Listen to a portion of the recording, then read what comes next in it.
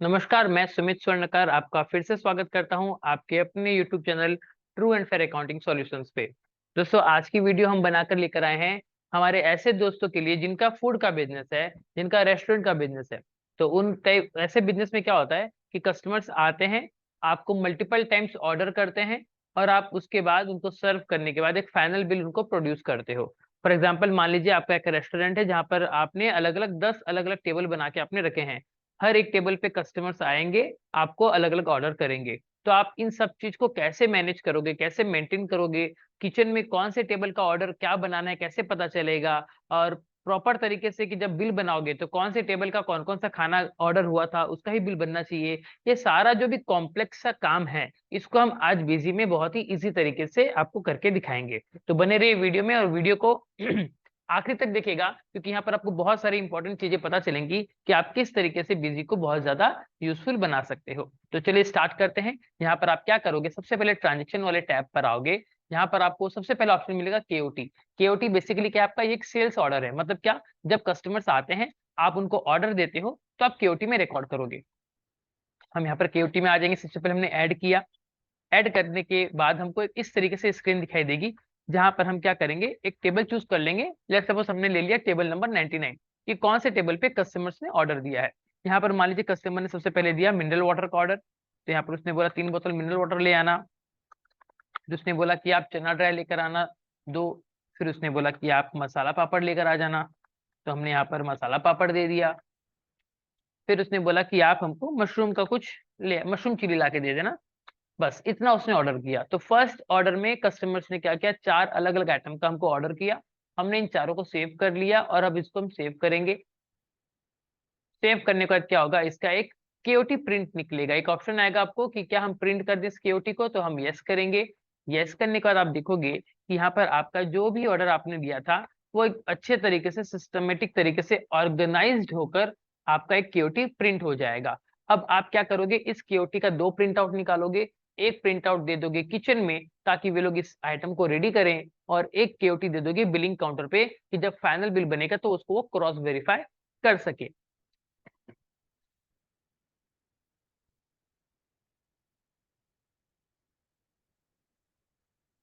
देखिए, हमारी केओटी बनकर तैयार है। इस तरीके से कुछ हमारी सिंपल सी केओटी बन जाएगी, जहां पर आपको एक इंपॉर्टेंट चीज दिखा दूं मैं।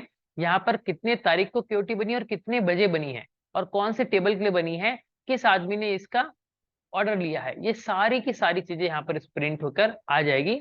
और ये केओटी आप क्या करोगे, किचन में दे दोगे ताकि किचन वाले जो पर्सन है वो इसको रेडी करके कस्टमर को सर्व करे। ठीक है, ये हमारा केओटी बन गया। अब उसके बाद हम क्या करेंगे, कस्टमर ने हमको दोबारा से ऑर्डर दिया, तो हम फिर से अपने टेबल 99 चूज करते हैं। और इस बार उसने हमको मेन कोर्स का ऑर्डर दिया। फॉर एग्जाम्पल, उसने बोला हम कश्मीरी पुलाव खाएंगे। उसने कहा कि हम अगर कश्मीरी पुलाव खा रहे हैं तो साथ में दाल महारानी भी खाएंगे। उसने कहा कि हम पनीर की सब्जी खाएंगे। फिर कस्टमर ने हमको ऑर्डर किया कि हम मशरूम दो प्याजा खाएंगे। फिर कस्टमर ने हमको बोला कि हम भैया चिकन भी खाएंगे, तो हमने कुछ चिकन का कर दिया, चिकन अफगानी कबाब दे देते हैं। कस्टमर ने बोला कि हम फिश बंगाली करी भी खाएंगे, हमने वो भी दे दिया। इस तरीके से हमने उनका ऑर्डर ले लिया और अब हम इसको सेव कर देंगे हमारे केओटी को। और फिर से क्या करेंगे, 2 कॉपी प्रिंट आउट निकालेंगे, एक कॉपी देंगे अकाउंटिंग सेगमेंट में और एक देंगे हम किचन में। फिर से हम प्रिंट का प्रीव्यू देंगे और यहाँ पर जब देखोगे आप, तो आपकी केओटी फिर से बनकर रेडी हो गई है। इस केओटी को आप दे दीजिए किचन में ताकि रेस्पेक्टिव आइटम वो लोग तैयार करें। ठीक है, तो देखिए यहाँ पर डेट और टाइम भी प्रिंट होकर आ रहा है ताकि आपको पता चले कि भैया कब कब उसका ऑर्डर लिया गया है।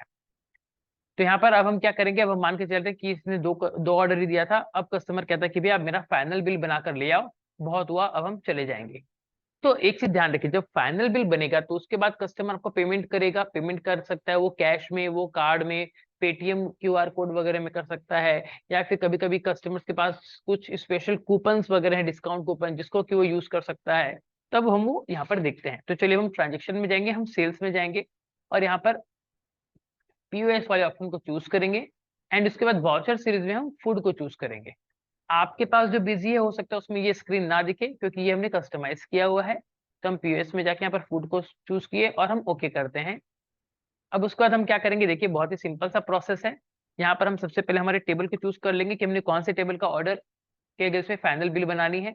जब आप टेबल का चूज करोगे नाम, उसके बाद एक पॉपअप खुलकर आएगा जो कि उसके बेसिक डिटेल्स बहुत सारे यहाँ पर आपको बताएगा, किसके कौन कौन से पेंडिंग बिल बाकी हैं, कौन कौन से सेल्स ऑर्डर पेंडिंग बाकी हैं, उसका टोटल पैसा कितना बकाया बाकी है, लास्ट बिल कब बना था, लास्ट पैसा कब आया था, इस तरीके की डिटेल यहाँ पर आप उसकी देख सकते हो। ठीक है, बट यहाँ पर हमको यहाँ पर कोई भी डिटेल नहीं दिख रही है क्योंकि हमने ये फ्रेश बनाया है। ये देखने के बाद जब ये पॉपअप आ जाएगा पार्टी डैशबोर्ड का, उसके बाद हमको यहाँ पर कुछ नहीं करना, हमको सिंपली यहाँ पर ओके करके आगे बढ़ जाना है।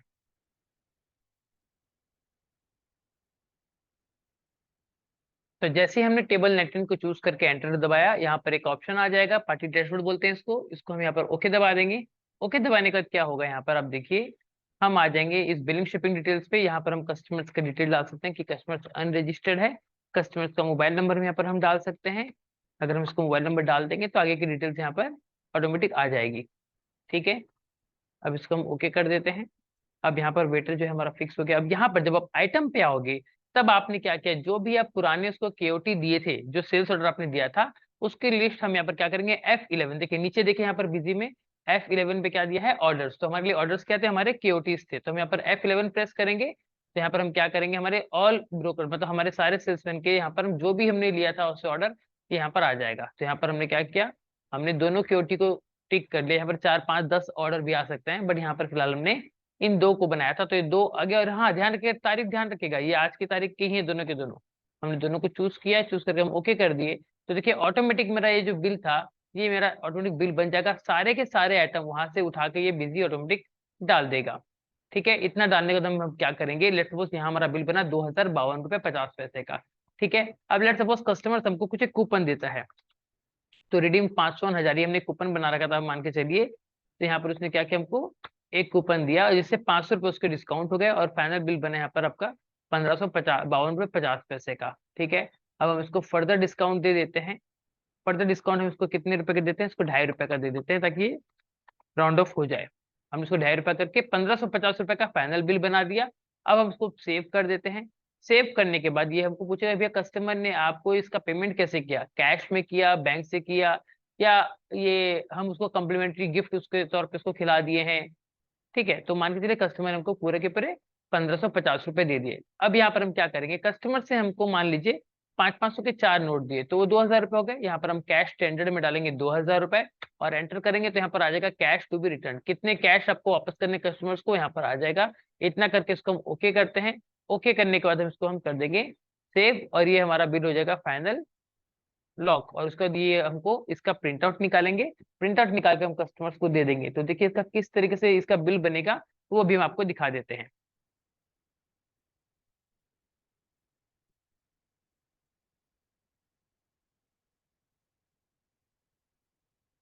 तो यहाँ पर बिल बनने के बाद आपको ये पूछेगा कि या आपको इसको बिल प्रिंट करना है, तो हम इसको बिल को कर देते हैं, हाँ भाई फाइनल बिल को प्रिंट कर देते हैं। प्रिंट करने के बाद देखिए किस तरीके से हमारा बिल दिखेगा और यही बिल हम कस्टमर्स को दे देंगे।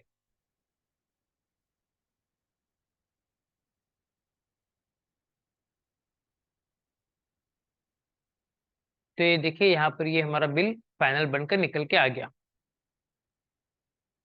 जो भी हमने ऑर्डर किया था सारा का सारा एक बार में आ गया, जो हमने डिस्काउंट भी कराया वो भी आ गया, एंड फाइनल हमारा बिल बन गया। तो उम्मीद करता हूँ आपको ये वीडियो में अच्छे से समझ में आ गया होगा कि आप किस तरीके से बिजी में आपके रेस्टोरेंट बिजनेस को मेंटेन कर सकते हैं। अगर आपको वीडियो अच्छी लगी हो तो प्लीज इसे लाइक कीजिएगा। आपके कुछ भी डाउट है तो प्लीज आप हमें कमेंट में बता सकते हैं, कोशिश करेंगे हम अगली वीडियो में उसका आंसर दें। एंड यस, चैनल को सब्सक्राइब करना ना भूलें। मिलेंगे अगली वीडियो में, तब तक के लिए वंदे मातरम, जय हिंद।